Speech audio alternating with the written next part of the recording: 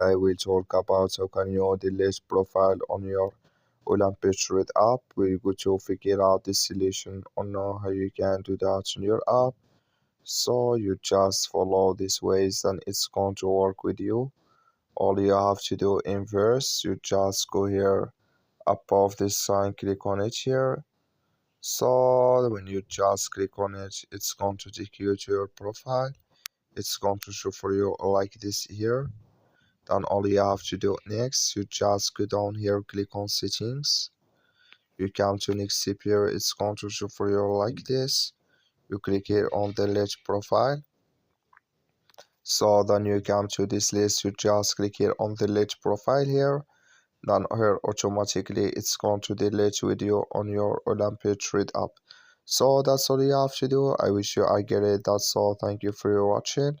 Don't forget to support us by liking, subscribe.